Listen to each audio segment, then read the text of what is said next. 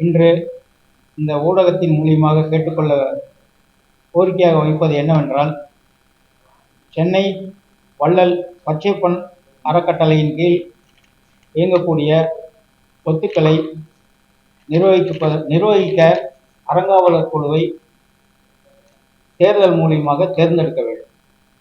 கடந்த 2018 அறங்காவலர் குழுவிற்கு தேர்தல் நடத்தப்படவில்லை. சென்னை உயர்நீதிமன்றத்தால் அறங்காவலர் குழுவை தேர்தல் மூலியமாக தேர்ந்தெடுத்து அவர்களிடம் ஒப்படைக்க வேண்டும் என்று உயர்நீதிமன்ற உத்தரவு 2018 வெளியிடப்பட்டு, அதன் மூலம் நீதிபதி திரு பி சண்முகம் அவர்கள் நியமிக்கப்பட்டார்கள். முன்னாள் நீதிபதி இவர் தேர்தலை நடத்தாமல் பல காரணங்களை கூறிக்கொண்டு தேர்தலை தள்ளி போட்டுக் கொண்டே வந்தார். அவர் அந்த பொறுப்பில் இருந்து விலகிவிட்டவுடன் மீண்டும் சென்னை உயர்நீதிமன்றம் அதே இடத்திற்கு வேறு பல நீதிபதிகளை தொடர்ந்து மாற்றி மாற்றி போட்டு பதவியேற்ற 3 மாதத்தில் தேர்தலை நடத்தி அறங்காவலர் குழுவிடம் தேர்ந்தெடுக்கப்பட்டவர்களை ஒப்படைத்து விட்டு வர வேண்டும் என்று கூறியது.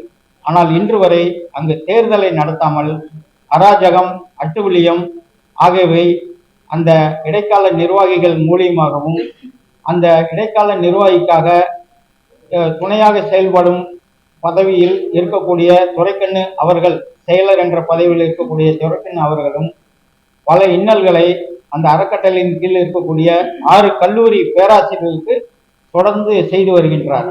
இதனால் மாணவர்களும் பாதிக்கப்பட்டுள்ளனர்.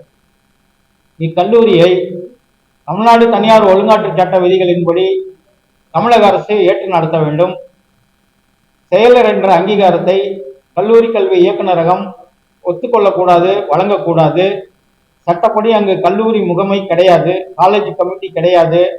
ஆகவே சட்டம் என்ன சொல்கிறதோ, ஆக்ட் என்ன சொல்கிறதோ அதை தான் செயல்படுத்த வேண்டும். கட்ட பஞ்சாயத்து அடிப்படையில் செயலர் பதவியை வழங்கக்கூடாது என்பதையும், இவர்கள் இருவரும் கூட்டாக, அதாவது இடைக்கால நிர்வாகியும் செயலர் என்று கூறிக்கொண்டிருக்கக்கூடிய துரைக்கண்ணு அவர்களும் 132 பணி நியமனங்களை உருவாக்கி அதில் பேராசிரியர்களை நியமிக்க உள்ளார்கள். அந்த நியமனங்களை தமிழக அரசு ஒப்புதல் வழங்கக்கூடாது என்றும், அந்த நியமனங்களுக்குரிய அடிப்படை முன்னேற்பாடுகளை தடுத்து நிறுத்த வேண்டும் என்பதையும், அதில் ஊழல்கள், முறைகேடுகள் நடப்பதாக செய்திகள் வந்து கொண்டிருக்கின்றன என்பதையும் இந்த ஊடகத்தின் வாயிலாக தெரிவித்துக் கொள்கிறோம். சொத்துக்களை காப்பாற்ற தேர்தலை முனைப்பாக நடத்தி இன்றிலிருந்து 30 நாட்களுக்குள் முடிப்பதற்கு பத்திரிகை துறை நண்பர்கள் மூலியமாக அந்த இடைக்கால நிர்வாகியை நாங்கள் கேட்டுக்கொள்கிறோம். அங்கு நடக்கக்கூடிய பெண்களின் மீது பாலியல் ரீதியாக நடத்தப்படக்கூடிய தாக்குதல்களுக்கு உரிய நடவடிக்கைகளை அதை சார்ந்த அதிகாரிகள், காவல்துறையானாலும் சரி, மகளிர் ஆணையமானாலும் சரி, தமிழக அரசோ தமிழக முதல்வரோ நேரடியாக ஒரு குழுவை அமைத்து தலையிட்டு அவர்களுக்கு உரிய பாதுகாப்பை வழங்க வேண்டும்.